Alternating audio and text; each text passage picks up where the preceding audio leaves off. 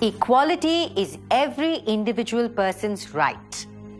India, through its constitution, tries to ensure this equality of all citizens.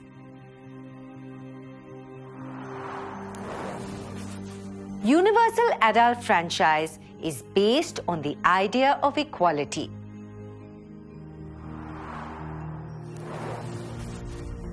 It ensures equal right to vote for every adult, irrespective of their wealth and the community one belongs to. If you're above 18 years old, you have the right to vote in the elections, and your vote counts just as much as everyone else's. This idea is called the Universal Adult Franchise. But you have to register your name with the election authorities and go to the right polling booth to cast your vote. It involves a bit of paperwork, but it is worth it.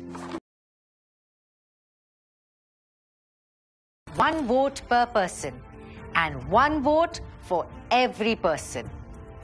Universal Adult Franchise is mortal. Everyone has to die someday or the other. But one must resolve to lay down one's life in enriching the noble ideals of self-respect and in bettering one's human life. Nothing is more disgraceful for a brave man than to live a life devoid of self-respect. Those are not my words. They are the words of B.R. Ambedkar, the chairman of the committee that drafted our constitution. Today, there is a debate on TV about the Indian Constitution and equality. Let's watch.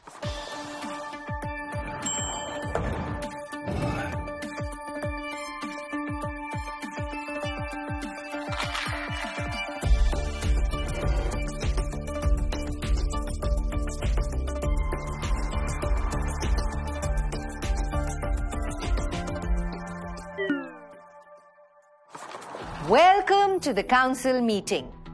This is where I meet the council, made of great leaders and politicians from the past and the present. Gandhiji, Obama, Martin Luther King, Mr. Ambedkar, they're all in it. All right, ladies and gentlemen, today's discussion is on equality. I'm sure all our great leaders have something to say. Council, how do we ensure the dignity of all citizens living in a country? The most important thing about equality is that everyone is equal before the law. The law of the land is applicable to all.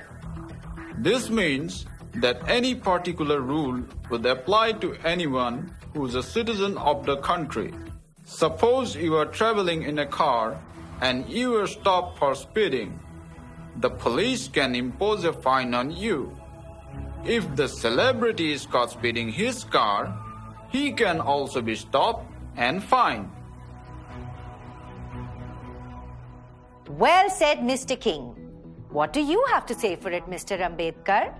I agree with what Martin Luther King said, but I would like to raise some more issues. People should not be discriminated against on the basis of their religion, caste, race, or their gender.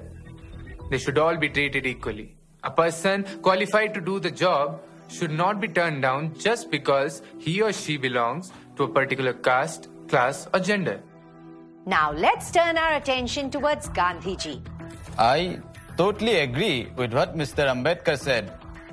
While it is important that people should not be discriminated based on religion, gender, caste, class or race, we should ensure that public places are accessible to everyone without discrimination. Back in the 19th century, when I was in South Africa, white people had thrown me out of the first-class coach while traveling on a train, even though I had a valid ticket. Such discrimination should stop. Now let us listen to what Mr. Obama has to say about equality. We should also abolish the practice of untouchability. Upper caste people, in several places, brand people as untouchables. The untouchables, according to them, are polluted people. Whatever objects untouchables come in contact with are considered polluted too. Now that is a terrible idea. Abolition of untouchability, therefore, should also form the foundation principle of equality. Thank you, Mr. Obama. Now wrap up this discussion by highlighting the major points that we discussed so far. Article 15 describes the most important right, the right to equality in our country. First, all citizens of a country should be equal before the law. Second, no person can be discriminated on the basis of religion, race, caste, place of birth, or gender. Third, every person should have access to public places, including playgrounds, hotels, shops, and markets. And finally, oppressive systems like untouchability should be eliminated. One of the main objectives of the Indian Constitution is to ensure the dignity of every single individual is protected. It complies with all the suggestions put forward by our 4 council members. The Constitution has given the government a major role in ensuring the dignity of each and every individual.